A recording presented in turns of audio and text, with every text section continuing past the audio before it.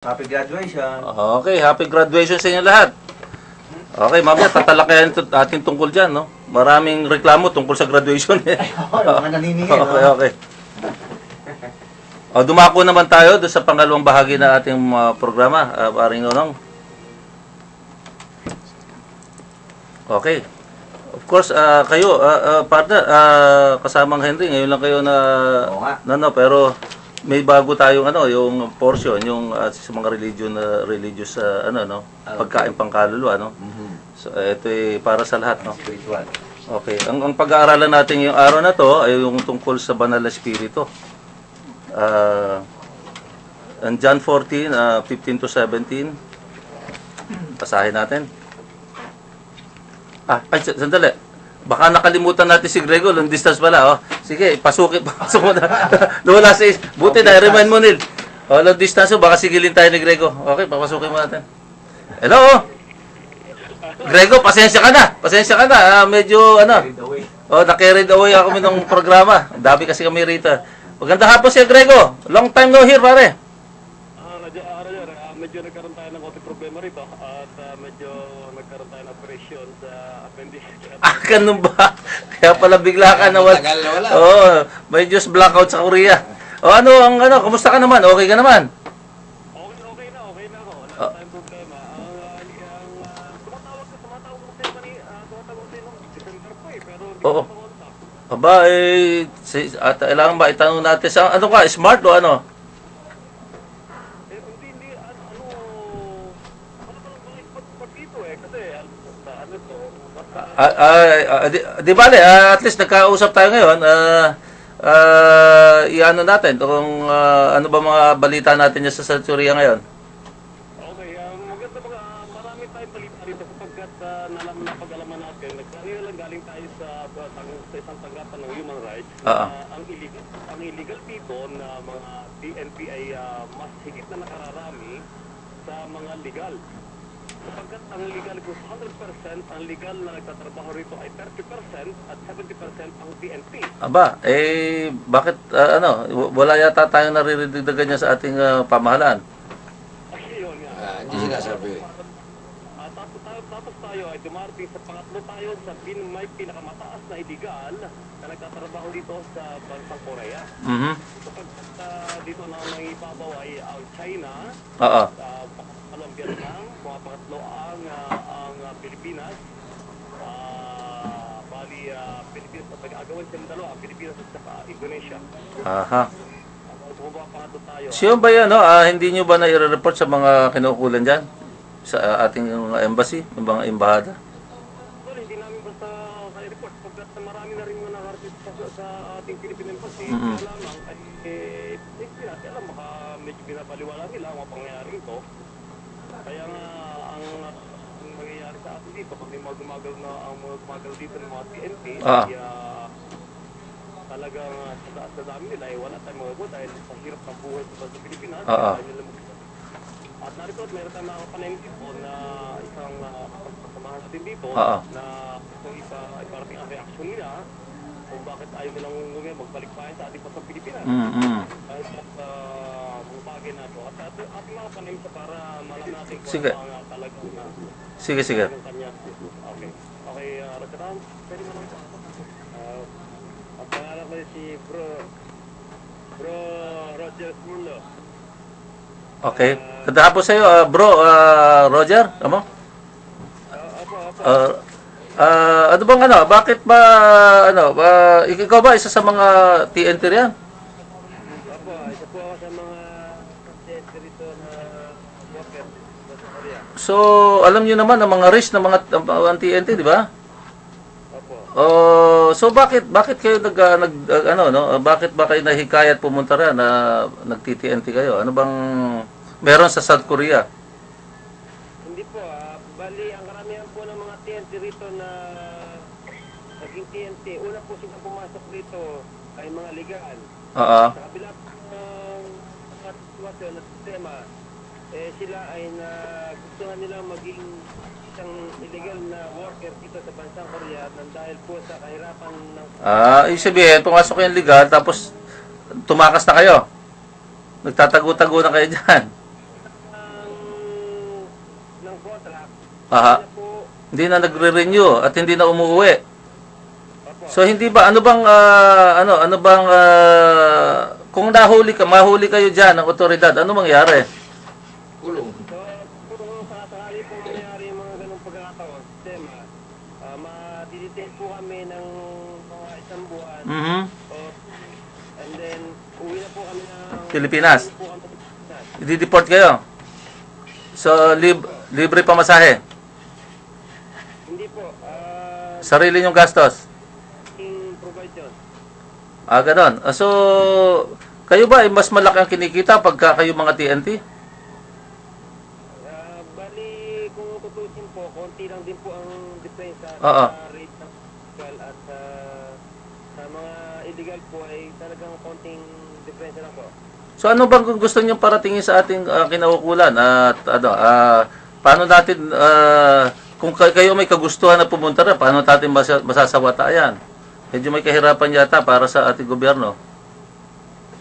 Kung may sasagot ko lang po sa naitanong nyo, ang tangi ko lang po magiging suggestion, yung lahat po ng mga TNT rito, kung magagawa po lahat ng mga nasa Senado, Aha.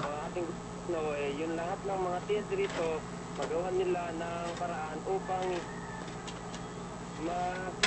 maligal. At yung po kung mga ibang tao dito na legal, i-search po nila kung ilang taon na sila dito naging legal at mabibigyan po ng pagkakataon na maging legal kung halimbawa po 10 taon o 15 taon ang magkakaroon pagkakataon maging legal dito na lalaki ng gobyerno. Ganon. Ganon ang gusto nyo. Kaya gusto nyo parating yung inyong mga kalagayan dyan. Opo, at saka po, ang una sa lahat at pangalawa, marami po talagang hindi nagnanais na bumalik sa bansang Pilipinas ang dahil sa kahirapan dyan o tema na hindi maganda sa ating bansang Pilipinas.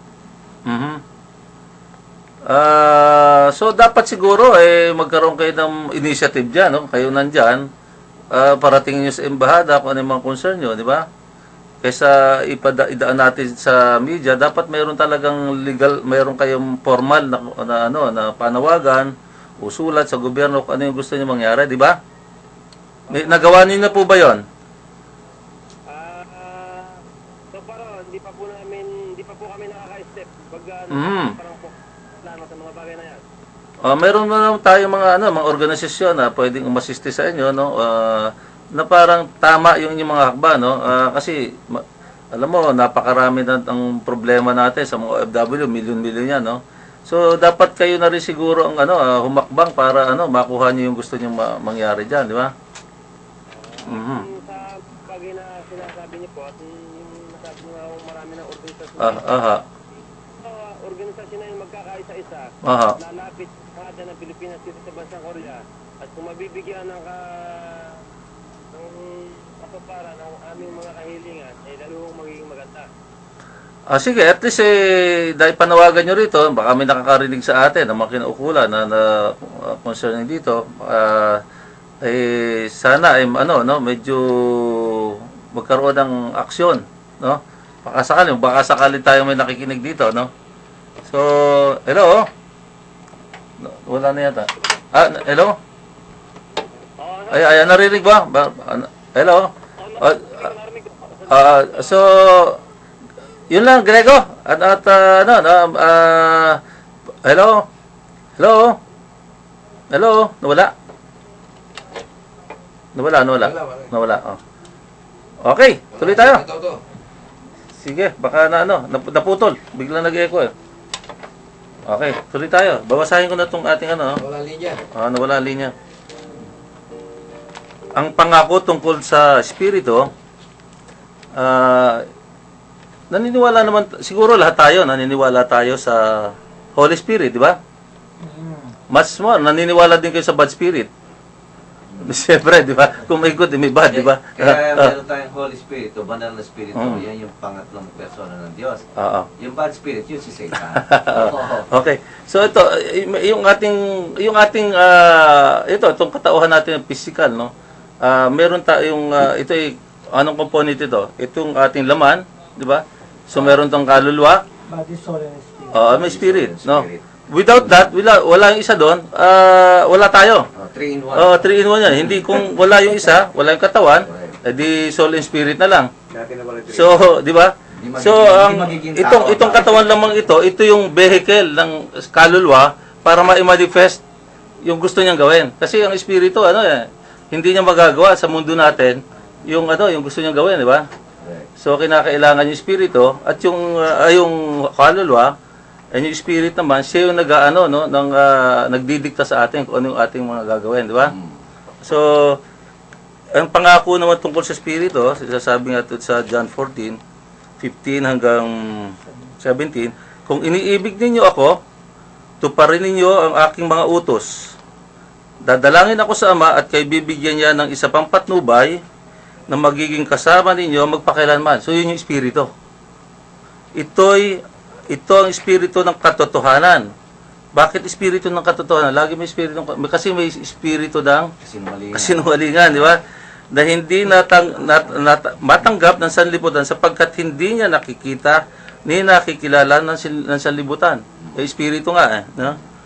Maraming tao, to see is to believe, di ba? Hanggat hindi natin nakikita, hindi tayo naniwala. Ngunit nakikilala ninyo siya sapagkat siya ay sumasa inyo at nananahan sa inyo. So, lagi siya nandyan. Di ba? Na-experience nyo na ba na minsan may mga pagkakataon na out of nowhere, may naisip tayong solusyon sa problema natin? Di ba? Mga instinct. So, yun yung espiritu. Kung ano sinasabi niya, yung unang pumasok sa isip natin, na sa tingin natin tama, yun yung tinuturo niya na dapat natin gawin. Di ba? Minsan, tayo punong-puno ng problema, bigla na lang out of nowhere, may solusyon bigla pumapasok sa isip natin. So, yun yung espiritu, no? So, susog pa rito. Okay. Pero tayo, mayroon tayong, sabi rito, ang Espiritu Santo at ang kalikasan ng tao. Dito muna tayo sa John 4. Medyo napapabagal tayo rito dahil siyempre Bible to. Pero ang sinasabi rito, dapat tayo sa bandang huli, dito sa John 4, tayo ay sasamba sa Espiritu. Di ba? Ito sinasabi. Maniwala ka sa akin, Ginang, dumarating ng panahon na sasambahin ninyo ang Ama.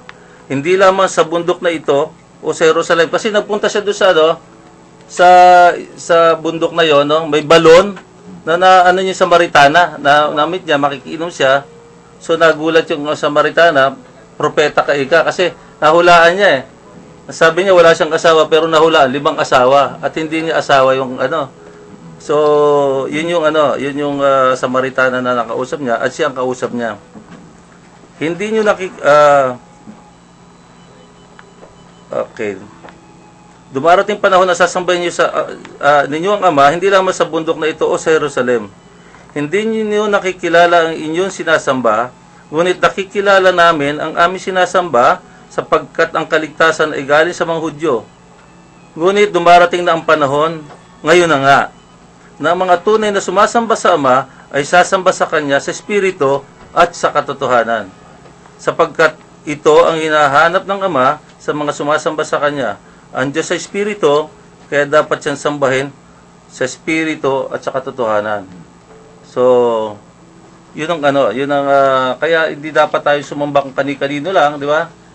Bandang huli, talagang, ngayon na ngayon, this panahon, sabi nga nila, panahon daw ng Espiritu Santo ngayon. So, Dagdagan ko lang yan. Sige. Kasi ang sabi nga ng Panginoon Jesus, ang aking salita ay buhay. At namumutawi ka sa ating Panginoon Diyos, ang Espiritu ng buhay. At saka, ito yung mga pagkain natin pangkaluluwa na sa ngayon medyo hindi natin masyado mainas dahil ang oras natin medyo pero napakaganda sana ng italakay nito.